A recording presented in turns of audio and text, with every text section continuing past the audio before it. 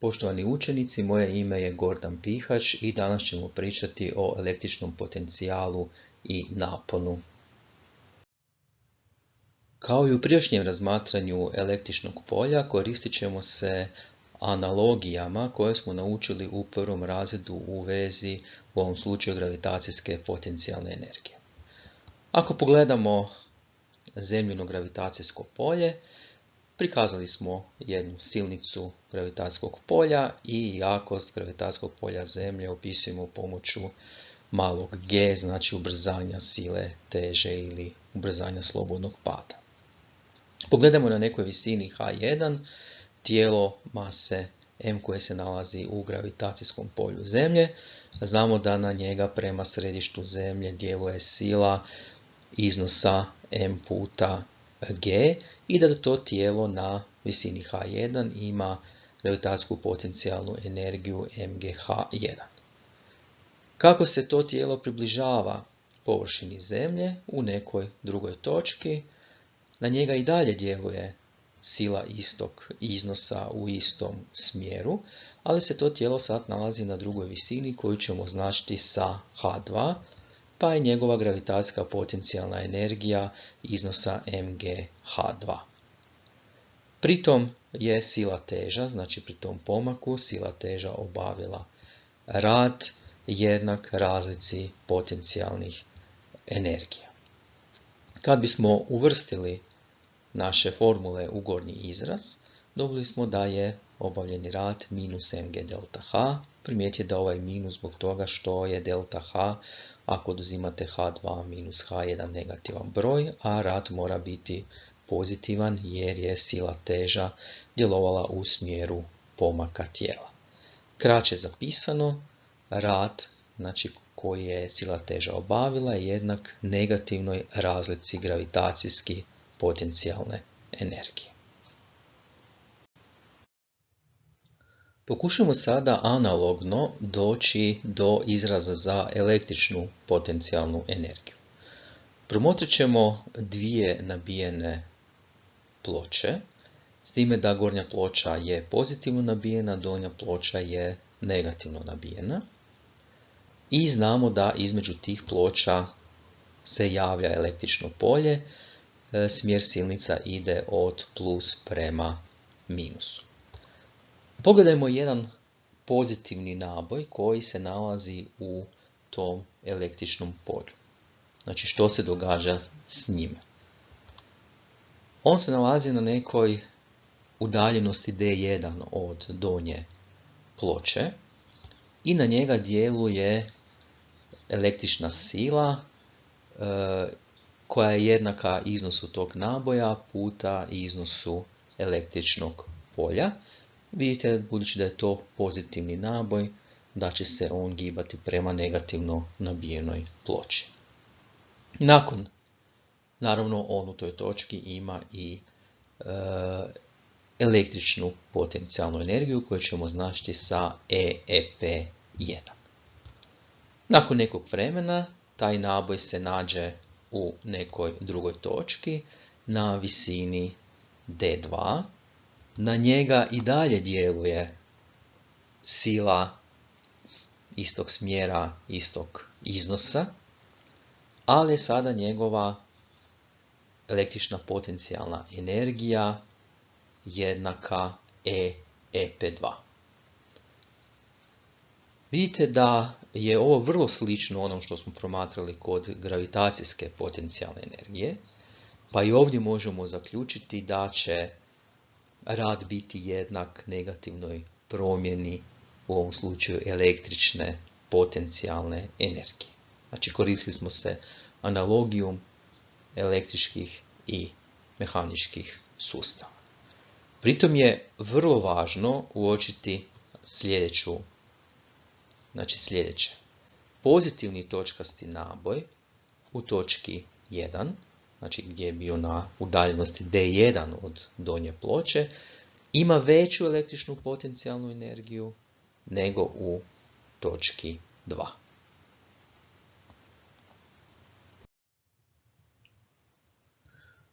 Ukoliko dobiveni izraz za rad podijelimo sa iznosom naboja kojeg smo stavili u električno polje, dobit ćemo nekakve omjere, znači na lijevoj strani je rada i naboja, a na desnoj strani električne potencijalne energije i naboja.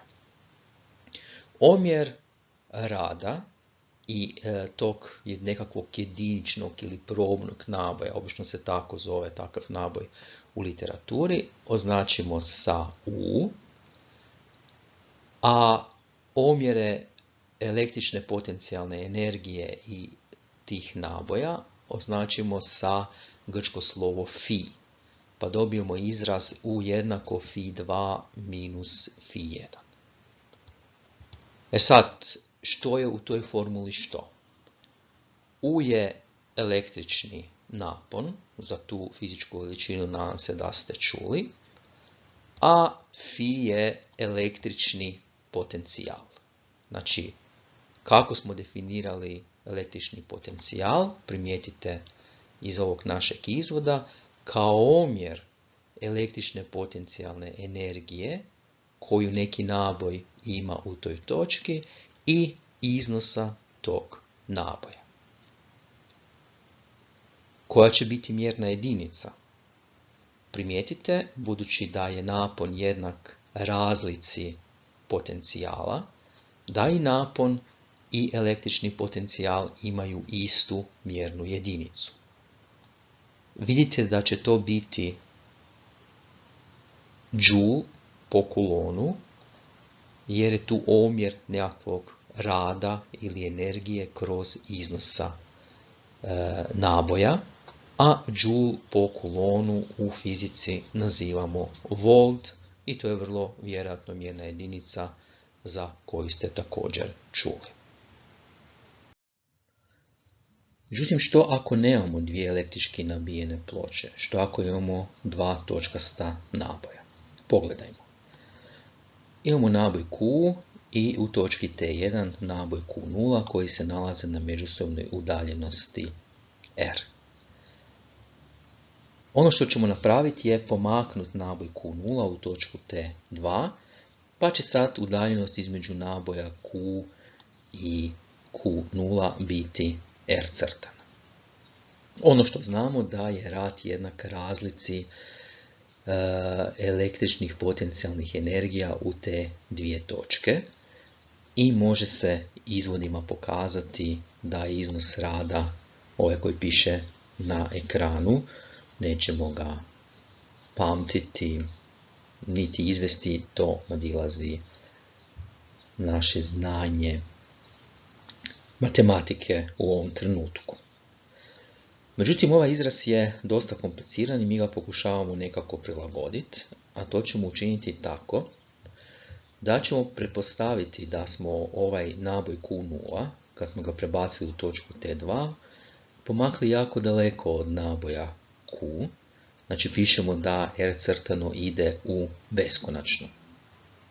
Primijetite ako to učinimo, da ćemo dobiti u gornjem izrazu 1 kroz beskonačno, što je jednako 0, i time smo eliminirali jedan član iz formule, to jest dobili smo izraz za električnu potencijalnu energiju dva točkasta naboja, koji je jednak umnošku iznosa ta dva naboja, obrnuto proporcionalan sa udaljenošću R između ta dva naboja i još imamo umnožak električne konstante koja se provlači još od onog Coulombovog zakona. Ovakvu ovisnost električne potencijalne energije u udaljenosti možemo predočiti i grafički. Naboj Q ćemo staviti u ishodište koordinatnog sustava i primijetite da ćemo dobiti dvije različite krivulje. Znači, ovisnost je obrnuto proporcionalna, međutim, ova gornja krivulja vrijedi kad imamo istoimene naboje, a donja krivulja vrijedi kad imamo raznoimene naboje.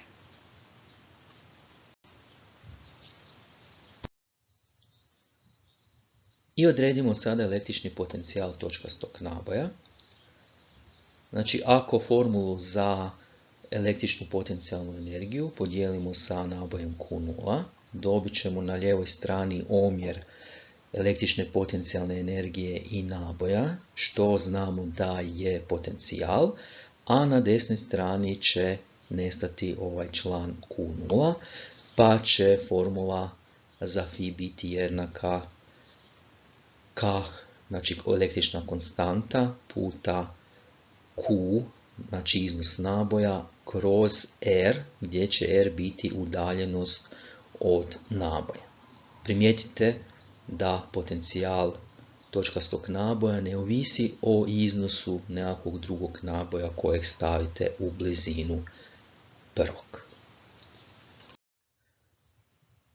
Nakon ovog našeg promišljanja možemo doći i do definicije, znači možemo reći što je to električni potencijal.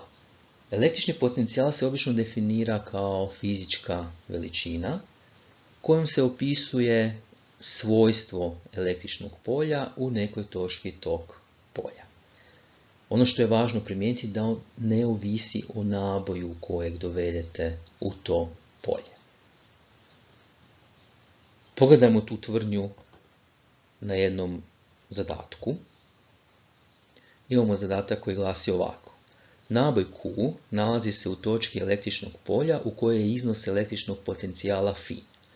Koliki će biti iznos potencijala u toj istoj točki kad se u nju dovede naboj iznosa 3Q? Ono što znamo iz definicije električnog potencijala da je on jednak omjeru električne potencijalne energije i naboja Q u toj točki. Međutim, druga stvar koju znamo je da je on u toj točki konstantan. Znači, on se ne može mijenjati u jednoj te istoj točki istog električnog polja. Time nužno dolazimo do zaključka da kad smo istu točku električnog polja stavili naboj 3Q, da njegova električna potencijalna energija isto povećala iznos 3 puta, kako bi u konačnici električni potencijal ostao isti. Električni potencijal možemo definirati i pomoću rada, o kojem smo u principu govorili od samog početka ove video lekcije. Dakle, električni potencijal u nekoj točki električnog polja jednak je radu koji bi se trebao obaviti pri pomicanju jediničnog pozitivnog naboja iz beskonačnosti u tu promatranu točku. Ovdje treba biti vrlo oprezan kod ovakve definicije. Znači, ovdje postoji jedan uvjet, znači jedno ograničenje. Kad pomičete naboj, taj naboj ne smije ubrzavati, znači morate ga pomicati stalnom brzinom. Zašto je to tako? Mi ovdje promatramo gibanje naboja, to je pomicanje naboja u električnom polju. Međutim, u stvarnom svijetu električno i magnetsko polje, o kojem ćemo pričati nešto kasnije, su uvijek međusobno povezana. Znači, postoji i električno i magnetsko polje zajedno. To zovemo elektromagnetsko polje. Međutim, mi smo naša promatranja započeli gledajući samo električno polje, pa onda da bismo ispoštovali to naše promatranje, da postoji samo električno polje, naboj ne smije ubrzavati. I ono što smo naravno, ja se nadam, zaključili iz svega do sada, je da potencijal nema smjer, znači da je to skalarna fizička veličina. Kao što smo zorno predočili električno polje, tako ćemo pokušati zorno predočiti i potencijal. Pogledajmo jedan točkasti naboj, neka on bude pozitivan. Znamo da silnice električnog polja se radijalno šire tako da izlaze iz pozitivnog naboja. Ako pogledate formulu za električni potencijal točkastog naboja, možete uočiti jednu, nadam se, vrlo važnu stvar. A to je da je potencijal na udaljenosti R od naboja isti u svim smjerovima. Što znači da možemo te točke na neki način spojiti i dobijemo u ovom slučaju jednu ovako nacrtanu kružnicu. Kad bismo gledali 3D prostor, onda bi to bila sfera, znači na kojoj su sve točke na istom potencijalu. Naravno, ovisno o udaljenosti R, dobivaju se nove te kružnice ili plohe, na kojima je zajedničko da na svakoj točki te kružnice sve točke se nalaze na istom potencijalu. Ako na jednoj takvoj kružnici označimo dvije točke, ono što pišemo, znači ono što znamo, je da je potencijal u te dvije točke jednak, a to znači kad biste pomicali naboj od točke T1 do točke T2, obavljeni rad bi bio 0, jer nema razlike potencijala, a napon koji smo definirali kao razlike potencijala je također 0. Ovakve kružnice ili sfere, znači kojima povezujemo mjesta istog potencijala, se zovu ekvipotencijalne plohe. Znači njih možemo definirati kao skup točaka na istom potencijalu. I ono što je važno primijetiti, da je svaka ekvipotencijalna ploha okomita na silnice električnog polja. Istu stvar možemo uočiti ako gledamo homogeno električno polje, znači polje između dviju nabijenih ploča. Silnicama smo prikazali kako izgleda električno polje, međutim, sada će te ekvipotencijalne plohe izgledati ovako, znači u presjeku su to nekakve linije, znači u 3D prostoru bi to bile plohe. Primijetite da su one također obavezno okomite na silnice električnog polja i da malo drugačije izgledaju one na rubovima zbog toga što smo rekli da tamo dolazi do iskrivljenja tog homogenog električnog polja. Znači, ukoliko opet uzmemo dvije točke na jednoj ekvipotencijalnoj plohi, i dalje vrijedi ono naše razmišljanje, znači na istoj ekvipotencijalnoj plohi potencijali su jednaki, što znači da bi pomicanjem naboja od točke T1 do T2 ili obrnuto, nema veze, od T2 do T1 bio 0, a razlika potencijala, što je napon, je također 0. Međutim, ovdje ćemo iskoristiti još jednu definiciju, jednu važnu stvar koja slijedi iz ovog razmatranja, a to je ukoliko blizu, to jest točno uz pozitivnu ploču, postavimo jedan pozitivni naboj i promatramo što se s njim događa, ono što znamo da će na njega u električnom polju djelovati električna sila i taj pozitivni naboj će se približavati negativno nabijenoj ploči, sve dok ne prijeđe cijelu udaljenost koju ćemo označiti sa D, znači udaljenost između ploča, malo slovo D. Što se tu dogodilo?